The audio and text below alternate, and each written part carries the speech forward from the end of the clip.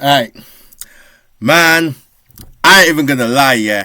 I did a whole video of this already, responding to all you guys and what you were saying about the last video, and I lost the thing. My computer crashed up, lost the whole thing, yeah. I was vexed about it, but then, you know what, I took a couple of days out. I played Street Fighter. Ed is on it now, you know what I mean. I love the way he moves.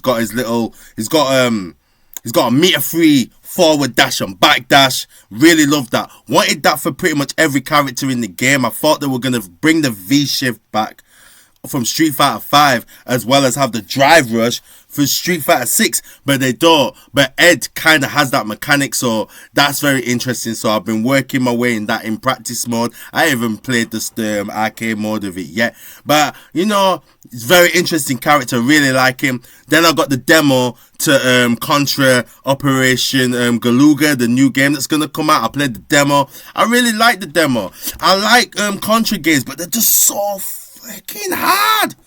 They're hard. They're so hard to complete. Whereas like Galuga's got a nice little difficulty steep. So I think I'm gonna be able to enjoy the challenge of Contra and not just get totally just wiped out. Totally. Do you know what I mean? I'll be able to work my way through it. So I'm really thinking of getting the game. Do you know what I mean? So the first time I did it, I did the little responses first, and then I did the big ones. But now I'm gonna do the big ones first. Do you know what I mean? Like someone, oh man, where's the other guy that did the response? Man, there was one guy. There were two really big responses, man. But the only one that I can see right now is Who 30s. Do you know what I mean? So I'm gonna start. Oh wait, where are you? Scuba Doo. This is the one that I wanted to. Yeah, Scuba Doo 7951. Thanks a lot. And Who 30. I really appreciate you guys' responses. I really appreciate you guys really taking the time to go in and say what you have to say about that. Because this is what we need to do. We need to raise up the debate on what is going on in hip hop right now. And we need people passionate enough to say their mind. And then we need people who know, who was there in the 90s and know what the hell is going on. Do you know what I mean? Because we've seen that there's a lot of people that really don't know what was going on in the 90s and they're just chatting wet, yeah? So, Scuba Doo 7951, I'm going to start with you and then I'm going to take little elements from Hoof and then we'll get into the canon fodder afterwards, yeah? Right. Scuba Doo. This was tough to watch. First, how does a record label's talent not all performing the level of the owner's records prove that fans are racist? Do you buy albums from every artist signed to a particular record label, or do you buy your music based on the individuals you like? If Shady's black artists were outperforming all black artists from other labels, you'd be using that proof to show how Eminem fans are racist. Also, you said there's proof white people are paying attention to hip-hop before Eminem. You could point to a couple of white dudes watching the cypher in the early 80s and make that same statement fit, but it means nothing without numbers. You could point to Vanilla Ice and make that same argument. What Bruce fails to show is the numbers from the time he's referencing compared to the numbers after Eminem began to have an effect on hip-hop. Okay, I'm going to start with that paragraph first. First of all, like, if you listen to me on that last video, I said I am from the 90s. We was not watching numbers like that. We wasn't bothered about numbers like that. It was about whose bars we thought were the illest. Whose beats we thought were the illest. Whose team we thought were the illest. That's what it's always been about. We wasn't playing the numbers game like that. It was about who's dope and who's not. So when we was checking out Wu-Tang, it wasn't because Wu-Tang went gold, let's check it out. It was, yo, let's hear these guys. And we was checking it out. Doggy Style. We thought they were fire. We checked it out. We liked the video. We bought the album. It wasn't about gold. We didn't. Yeah, you might hear a rapper went gold and it was like, oh wow, gold records. You know what I mean? But it wasn't a numbers game that determined who was dope. It wasn't. So we never cared. But as a Wu-Tang fan, I can tell you very much that, like, before myself, my cousin he had ODB, he had Jizza, he had Wu-Tang Enter 36 Chambers, then he had Ray and Ghost, then he had the Wu-Tang Forever, then he had Wu Syndicate, then he had all of it based on the brand. The brand was determining, yo, if you keep consistent quality product, we are buying from this brand. Every other company has pretty much had a consistent influx of sales based on the quality of their brand. You know what I mean? G-Unit was averaging at gold albums except for 50 Cent. Do you know what I mean? Rough Riders was averaging, all of them across the board was pretty much averaging at platinum albums, and then DMX was the biggest seller. Same with Rockefeller. It was, averaging gold based on the quality of everybody. It was averaging gold, and Jay-Z was the breakout star. This is not unique to Eminem. What's unique to Eminem in that situation is that he is the highest selling rap music artist of all time. He is the highest selling, right? But even that doesn't make him the greatest. Being the highest selling rapper of all time doesn't make him the greatest rapper of all time. It makes him the highest selling rapper of all time.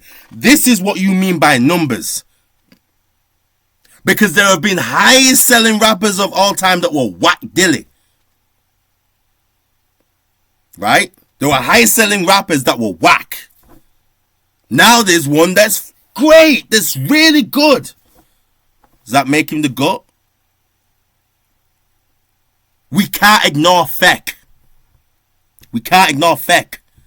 We can't ignore Stronger Than I Was.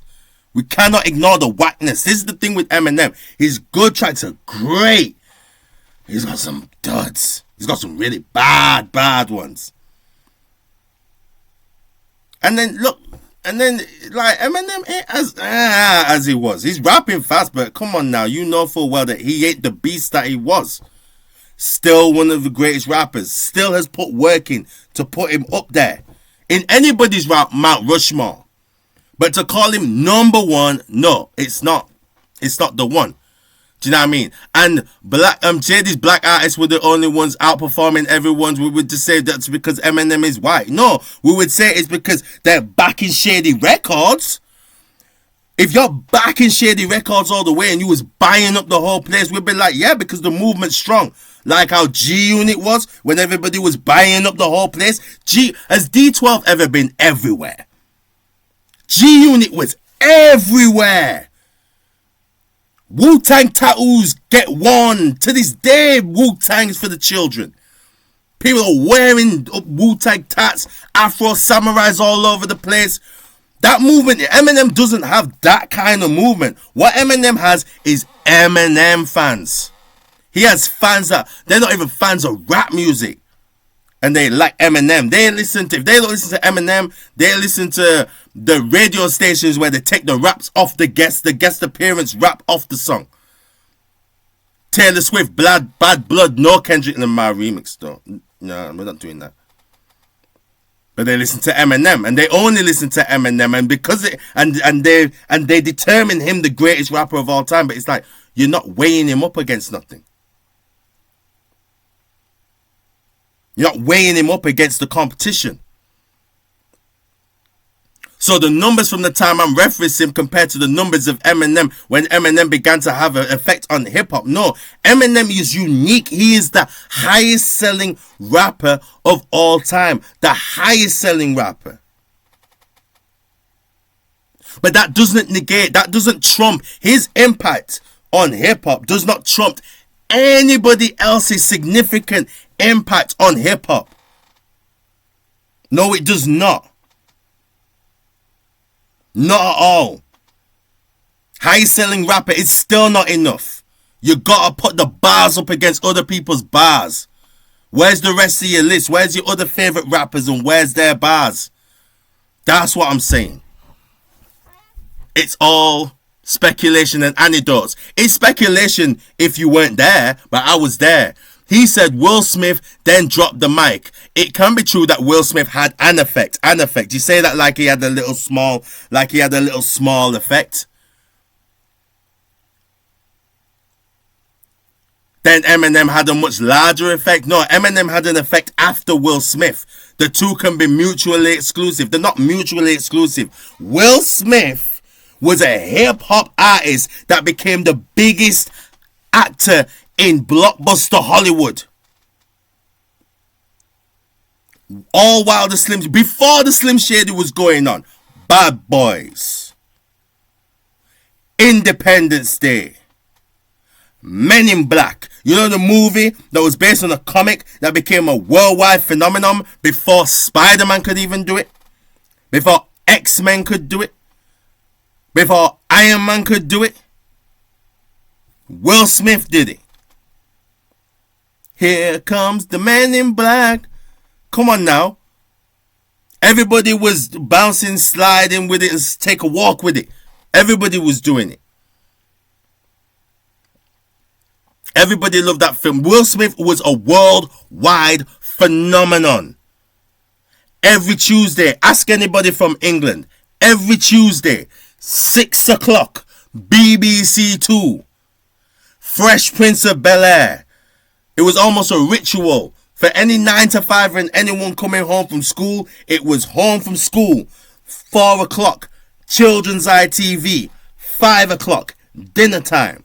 6 o'clock, ice cream and jelly and Fresh Prince. Every week. Sat down numbers. Not binge watch, not Netflix clickety click. Watch it when I want, watch the whole thing 2 days. No. Every single week you have to wait. Next episode. What happened next? Whoop. Ritual. That's the kind of audience we're talking about Will Smith had a control over.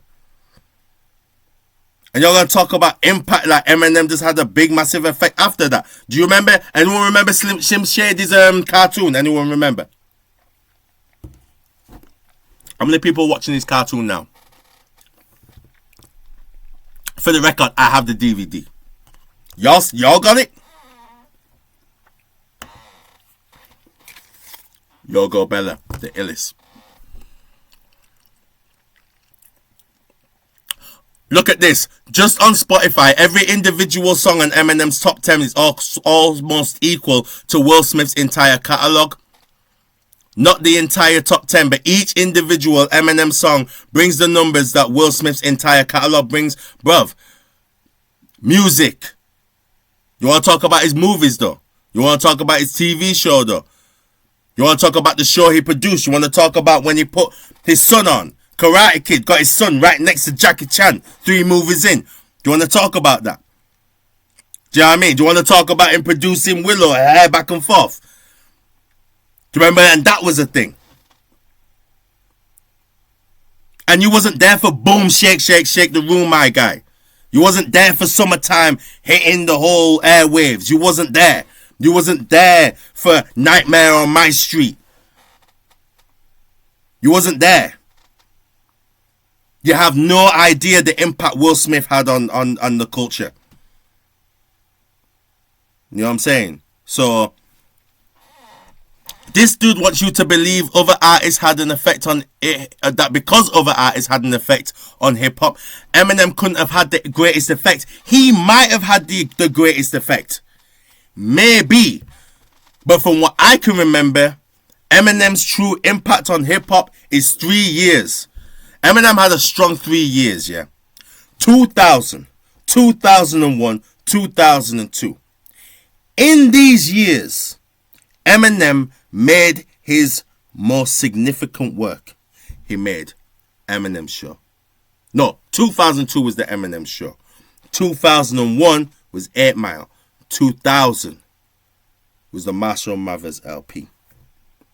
These are Eminem's most significant works. These are what put Eminem in the conversation as one of the greatest rappers of all time. And these works are his greatest selling albums. These are the works that put him in highest selling albums of all time. Rap albums. And Encore's got a lot of numbers as well. But does anyone really call Encore his best work? Really? Mockingbird's on there. Toy Soldiers is on there, yeah. But so's Big Meanie. So's Polly Had a Darling in the hip hop bar.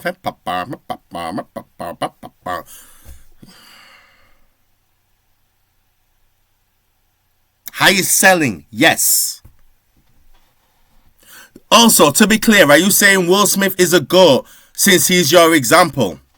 What my conversation with Will Smith was that Stevie Knight asked, who has a global reach in hip-hop other than Eminem? That's what he said. Who has had a global reach? I used one example, Will Smith.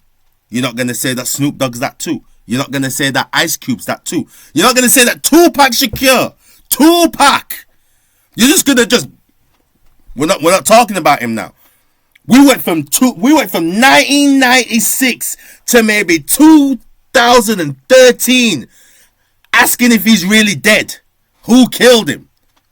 Consistently, people, his fan base being like, nah, he's in Cuba, he's with his grandma. I know, I see. Like, we're just gonna ignore that phenomenon that is Tupac Shakur. We're gonna ignore the phenomenon that was Run DMC getting the first shoe deal. We're just gonna ignore the impact that Public Enemy had on black consciousness with one song, Fight the Power. We're just gonna ignore it. We're just gonna be like, yeah, but Eminem.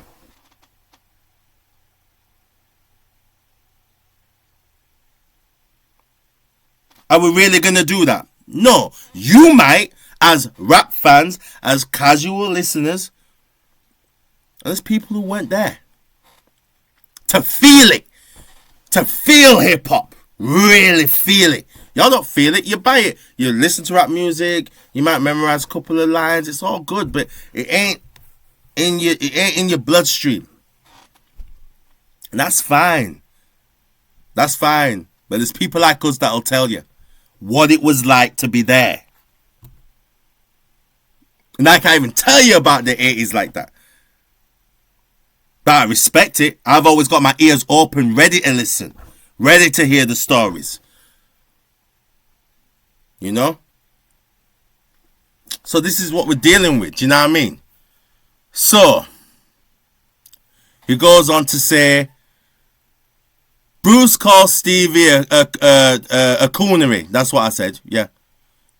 But everyone can see who it is that prioritizes race over math. Listen, y'all prioritize race over math. Well, no. Y'all prioritize Eminem over everything. Y'all prioritize Eminem over everything. And you guys are so convinced that we do not like the fact that Eminem is the highest selling rapper of all time because he is white. And meanwhile, you guys don't even pay attention to any other white artists in hip hop. Y'all don't even pay attention. Y'all listen to Ill Bill and Necro's new single? Y'all listen to it? Did you listen to the Alchemist and Hit Boys EP? Alchemist, white guy, been running the underground scene in hip hop since he stepped on the scene. The Alchemist did an album with Prodigy, did an album with Currency, did an album with Rock Marciano, did an album with Bondy James, did an album with everybody under the sun. Doing albums with, did album with Earl Sweatshirt, album with Domo Genesis. You hear anybody talking about this white boy taking over the beats? Leave some. No, everybody's drilling Alchemist, bruv. While y'all talking about we hate Eminem because he's white, we've all been bumping Alchemist's tunes. We've all been studying Alchemist's form. We've all been impressed by his contribution to hip hop. All this time when y'all been talking about Eminem. Just got Eminem on your dick, Eminem. That's it. But y'all carry on with the racist business. Listen, can you be a fan of basketball without knowing the life of the man who created it? Can you be a fan of basketball without having studied the first 50 years or having watched Pistol Pete's games? I'd say yes, you can. Okay. Now I'm off to try to discredit Michael Jordan's effect on basketball, and I'm going to make a video stating how I think black people started paying attention to basketball because of Larry Bird, and how Jordan had little impact on the growth of basketball because the numbers increased after Larry Bird arrived 5 years later. But I won't present you with any numbers. You don't have to present me with any numbers. Anybody can present you with any Jordans if they have them. Jordan's impact on the game speaks for itself. Larry Bird's impact on the game speaks for itself. The point is, study the game if you want to be able to determine who is the greatest. You have to have studied the game. You know you can't study Jordan and just know everything about Jordan and then determine that Jordan is the best.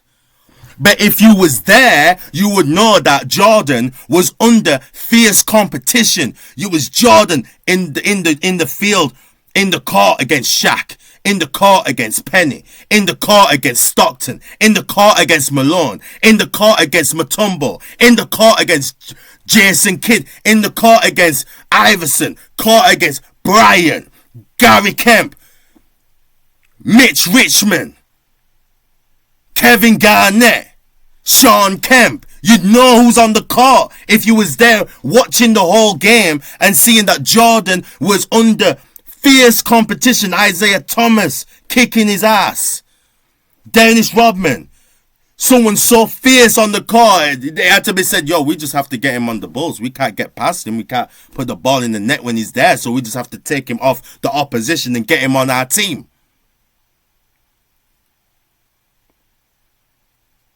If you was there, you'd know that Jordan is the GOAT because of him proving himself through Titans. Driving through Titans. And that's what you'd know about Eminem. You guys discredit Eminem because you don't acknowledge Eminem's competition. You're just all just like, oh yeah, Eminem's just the greatest because of and how fast he raps and they bad and they band and they band. Look at that. Look at how phenomenal he is. Everybody, I'm a rap god. You're just all on his nuts. And you've never analysed the competition. You don't weigh up his rhymes against you running with boys and running with men. I'll be ripping up mics until I'm 110. Have these niggas like, damn, this nigga done it again. You don't put him up against the competition. Every man in this world has a destiny. The kind of brother rapper in this game get the best of me unless you're just deaf, dumb and blind. You know the pedigree. Better get ready because I'm dead in the middle of Little Italy. You're not putting him up against Camouflage Chameleon Ninja scaling the building. No time to grab the gun. They already got your wife and children. The hit was sent on the president to raid your residence because you had secret evidence and documents on how they raid the continents. And it's the prominent, dominant, Islamic, Asiatic, Black Hebrew. The year 2002, the battle's filled with the woo. 6 million devils just died from the bubonic flu or the Ebola virus under the reign of King Cyrus. You can see the weakness of a man through his iris. Y'all ain't paying attention to none of that shit. Y'all just all up on Eminem, calling him the GOAT. But there's no, you're not weighing him up against anything. Y'all just dismissive of anybody that's come with any kind of lyrics that had an impact on the culture. At age 9, I saw my first hate crime. Blindfolded, expected to walk a straight line. Mind molded, taught to love you and hate mine. Fuck the system, at Lady Justice I blaze 9. I no longer kill my people, I raise mine. The Solomon mirror in this modern daytime. Y'all ain't weighing him up against who are the greatest rappers of all time. Who was the people before him or around him that was really keeping him on it and saying when he was there, yo, I really need to step my game up because look at this. Y'all don't even listen to his favorite rappers. He's constantly told you, my favorite rappers are Redman and Tretch. You don't even listen to them. Just all up on him. So when you're talking this Jordan Bird, we weigh up the champs against the champs. It's not with empty rhetoric. And all you do is you just watch Rakim say Eminem is great, and then you just take his word. See, Rakim said it. It's like Rakim said it. You know why Rakim said it? Because once upon a time, Rakim was the greatest rapper of all time. That's why he can pass the torch. Because he held the torch. But study Rakim. Have a listen at least to his. Don't be like Rakim. Take Rakim's word for it. You don't even know if he's good. You don't even listen to. You haven't listened to his rhymes to know. Well, if Rakim's saying it, maybe I should know if I should take his word for it. No interest in hip hop whatsoever. But y'all just want to blindly. And the only reason why you do it is because he's the highest selling rapper of all time. You think that it's enough. And it's not enough. Weigh him up against the competition first. Then we can have proper conversations. So present with numbers. We don't do numbers here. We do bars. We put Eminem up against bars. That's why I said with Stevie Knight, he wasn't there listening to the one man on the planet that could jump off of the Grand Canyon. He wasn't there. He wasn't listening to him then to know the impact that Eminem had on the culture. He wasn't there for it. He's just saying black people hated, and Eminem had to fight so hard to get to win the hearts of us. No. You're defending someone that never listened to Hellbound. I'll puke, eat it, and freak you. Battle, you know what I mean? Like Master Ace, like he wasn't there. He wasn't listening to Eminem on Missy Elliott, Eminem on The Sway, Eminem on the... You know what I mean? He doesn't know none of that shit. But he's now talking about rap and wants to position himself as a scholar. No, it doesn't work that way, bro. Try harder. When you've had to listen to As the World Turns, I Spread Like Germs, Bless the Globe with the Pestilence, The Hard-Headed Never Learn, It's My Testament, the Testament that doors burn. Play my position in the game of life standing firm. On foreign land, jump the gun at the frying pan, into the fire, transform into the Ghost Rider. When you've heard them things, then come back. That's when you can come back and say, this is why I think Eminem is better than this. You can't listen to an Eminem and Lil Wayne song and say, oh, I burnt Lil Wayne, that's it. I can't take somebody seriously that doesn't even want to admit that Busta Rhymes burned Eminem on Calm Down. He couldn't even say it. He couldn't even bring it in his soul to say it. Yo, you know what? I gotta say, Busta got him. It's the only person I've ever heard that got Eminem for real on this time. Busta got him. Couldn't even say it. His soul was telling him. His soul was telling him, yo, just say it. And he couldn't say it. Couldn't bring it into himself. So white dude invented basketball. So no black player could ever be considered the GOAT, right? Well, I mean, Larry Bird can be considered the GOAT. But you know, you draw up your list of white basketball players that are GOATs. You drop your list, my friend. Feel free. That's the power of YouTube. The power of YouTube. You draw your list, my friend. You know, we gatekeep creations from people with the skin color we identify as. Creations we have nothing to do with. That's why Larry Bird has the biggest impact on basketball. Pretty sound logic, right? Do you know what it is? Do you know where all this stuff comes from? It comes from the fact that people just can't accept the fact that, listen, the general consensus is this. Black people invented hip-hop. New York, black people in New York structured and created the culture called hip-hop. Just deal with it. Just deal with it in your own soul, and from there you will find the truth. Deal in truth. The truth is black people created this shit. And y'all always want to put an asterisk on whatever's going on. That's where all this stuff comes from when Lord Jamar said that Eminem ain't the greatest rapper and he never bumped him in the whip.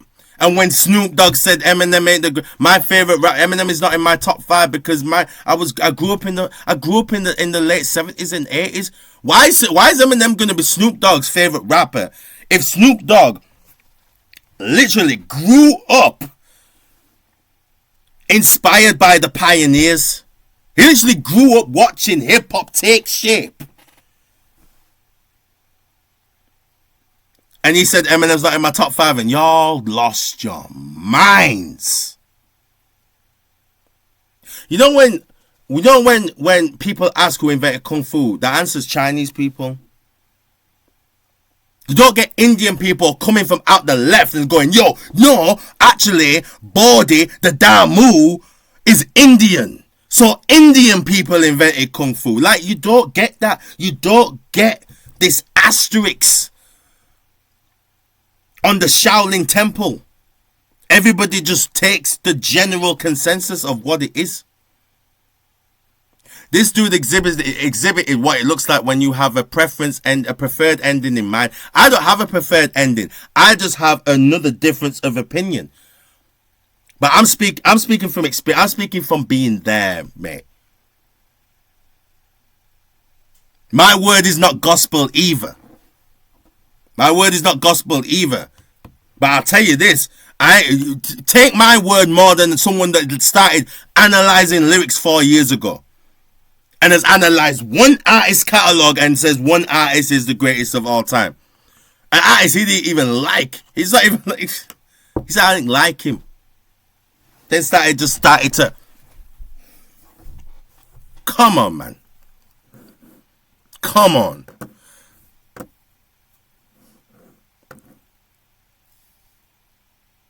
And then with Hoof, his points were pretty much the same as Scuba Doo's.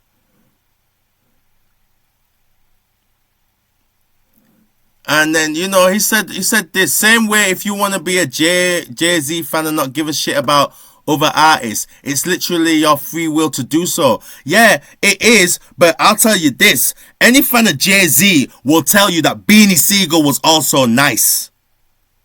There's no fan of Jay-Z that does not say that, yo, Beanie Sigel got Jay-Z on that track though. He got Jay-Z on that track though. Yo, I bought the truth. The truth is fire.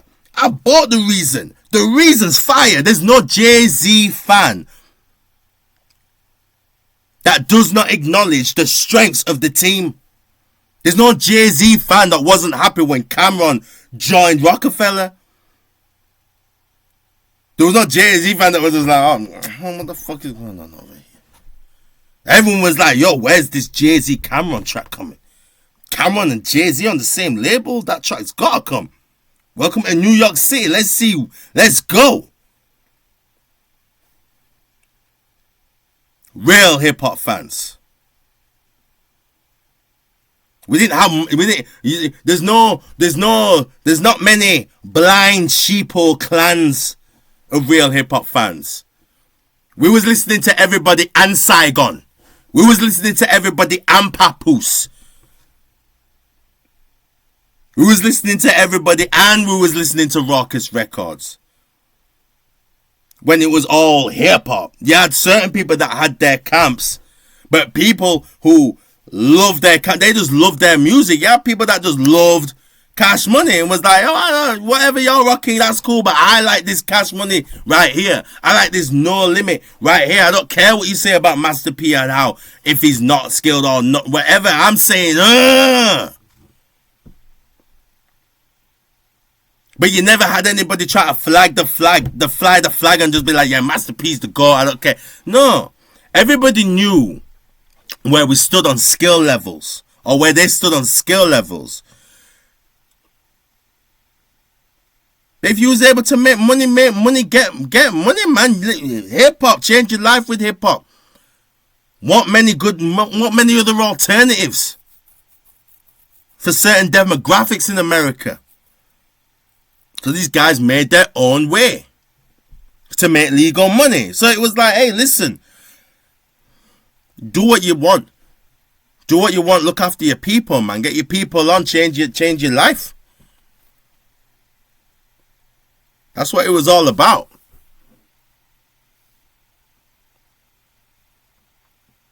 But the point of all of this is that I am not taking, and all you guys that have just been all on some,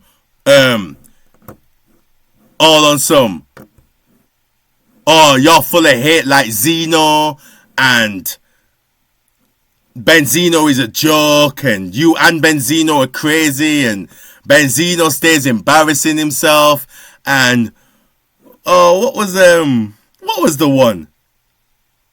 There was some. What was the one? Oh, you are corny. Oh yeah, whatever. Oh yeah. Oh, Eugene Wanderer 8258. Oh Lord, this guy is something else. Imagine simping for Benzino. I haven't even started to compliment Benzino in none of this video or nothing. I've not even got into Benzino. But you're saying I'm simping for Benzino just because I'm saying Stevie Knight is wrong for the choppiness he's doing, for the dismissive approach to everything that he's doing. I'm simping for Benzino, and I've not even mentioned the Hangman 3. Mentioned the production he did for Tommy's theme. Mere Men and the Locks. You can either be a cow or the king, the cream of the crop. One phone call and the Nina's a pop. Like, I haven't got into that. I haven't got into the What You Wep done, Iraq done. I haven't got into praising Benzino yet for his production, for his lyrics, and y'all are already saying I'm simping for Benzino. I've not even got into what he did with the sauce and for the sauce and the errors that he made. I've not even gone into it, and you're already talking about simping. Y'all are just some bots up in the place, man.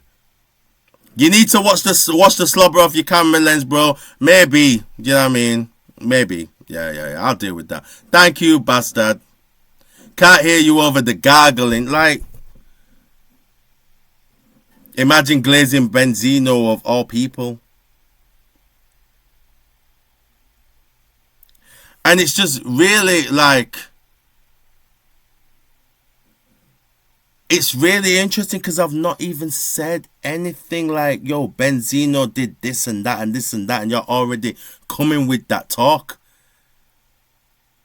So why don't you guys just really go back and know who Benzino is?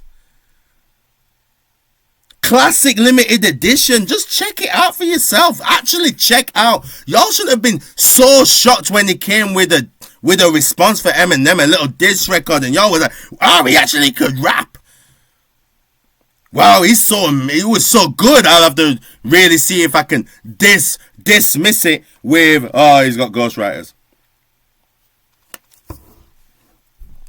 We gotta find a reason why. We gotta find a reason why we can discredit him again.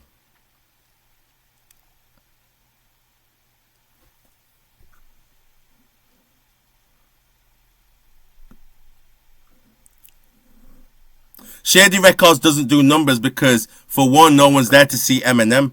But Shady Records is a record label. Eminem wants you to buy his artists. Yeah, it's hard to compete with the biggest rapper. Like, when you're signed to Eminem, you're not competing against Eminem. You're his client. Eminem needs the artist he signs to be successful. He needs that. And he needs that from you, his fans. He needs his fans to support his artists. But y'all are so busy being like, well, these artists are not better than Eminem, so what the... You know, I have to... Chop it.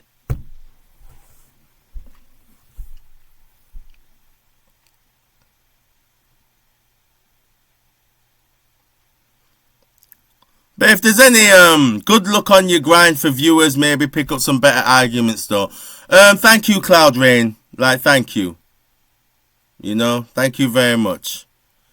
You know, I'm just here. Oh, I like this Reborn. This is gonna be the last one where I go. Yeah, Now, it's crazy how you talk about Will Smith and not mention Tupac, for example. My guy Pac had a bigger influence globally than Mr. Smith. Right. But Eminem made a hip-hop a real genre outside of America, and especially countries with white people majorities. So I do agree with Stevie at this point. Now, what Eminem did, I'm going to close with this, right? What Eminem did is kill the debate that white people can't rap ever again. He killed the debate. That's what Eminem did. What happened is that white people always used to feel that with hip-hop, if to be credible in the hip-hop culture, like amongst cultural hip-hop, you had to assimilate. You had to wear what everybody was wearing. You had to be up on the slang that everybody was up on. You had to dress how everybody was dressing. You had to assimilate. You had to fit the palette. You know what I mean? You had to be sensitive. You had to be ultra sensitive towards hip hop sensitivities. So you had to have a fuck the police too, because that was the top. And it's like, what Eminem did was he showed white people, no, listen, you can just be yourselves. You can talk about white trash shit. You just have to make it interesting. You can talk about magic mushrooms. You just have to make it interesting. You can talk about being bullied and getting in detention. You just have to make it interesting. You can talk about how you can breastfeed me, ma. Disrespecting mothers was something that was never happening in hip-hop. Nobody disrespects their moms in hip-hop. Eminem was the first person doing that, having that white boy tantrum rap. Eminem, that was his lane. The school shooter Columbine rap, that was Eminem's lane. And that was a very white mentality that black people did not understand, comprehend. We did not know the psychology behind it. Eminem put that in raps and gave us a picture of it, and he also spoke for that mentality. This created a genesis of white people finding their own true identity and interjecting it into hip-hop. It killed the debate that white people can't rap. Before that, it was always, you try to be the next Vanilla Ice. And then after that, it was, you try to be the next Eminem. But Eminem killed that debate. And in that time, in the 2000 to 2002, he became the greatest rapper in the world. 3-year reign. And on top of that, he did that without any beefs. He didn't have any real beefs with people. In fact, I'll tell you this. Eminem did have rap beefs. But it was pretty much white on white crime in rap when Eminem came into the picture, because Eminem was battling Cage, Eminem was battling Eon, Eminem was battling Everlast, Eminem was battling Fred Durst, Eminem was battling Vanilla Ice, Eminem was battling Insane Clown Posse, Eminem was battling Tone Deaf, Eminem was battling all these white people. He was battling all these white people. But what the talk is now is that black people weren't messing with Eminem. We were just so upset that he was the top selling rapper of all time because he's white. So upset. We all knew it was going to happen when he became credible. When he was with Dre and had Dre on and had the power of Interscope behind him, we knew he was going to do the Vanilla Ice effect. We all knew it was going to happen. What we was happy about is that he's actually good. That's what we was like. At least in this situation, you can't discredit the bars. But we knew that the Vanilla Ice effect was going to exist to some degree. But we was like, no, he's got bars though. He really gives a shit. So I'm just trying to kill this. Black people don't fuck with Eminem. Black people don't rate Eminem because he's white. That's not true. What is going on, what you're hearing is that The black people was messing. It was the hip hop culturalists. It was that the lyricist analysts. What wasn't really paying attention to Eminem was the hood, like hood rap. People that was really like drilling out Dipset, and people that was really like, you know, the door boys, all that kind of stuff. They weren't bumping no Eminem because it's not their thing.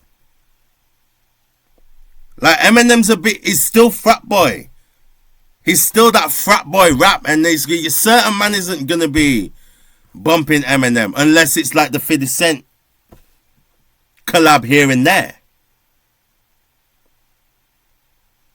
So there's certain man that weren't bumping Eminem. And like I said, we're not just blindly gonna be saying that Eminem is the GOAT. But he's got skills. But yeah, I didn't mention Tupac. I didn't mention Tupac for a reason. I didn't mention Tupac because that's easy. It's easy to mention Tupac when you're talking about global phenomenons. But Will Smith was just as powerful. Public Enemy was just as powerful. There's been other times. So that's why. That's why. But as you can see, I'm having my Yoga Bella right now. And it's been an interesting talk, man. And we gotta keep this going. We gotta get real conversations about hip hop going right now. Because I'm only seeing a few YouTube channels that are really talking the talk from a perspective of experience. And then you're getting a lot of these top boys that don't really, they weren't there. Like, I'm just speaking from literally from no one, you're not gonna get me, unless I might have to just look tappity tap here and there. But most of the time when you hear me talk, it talks from memory, when I was there.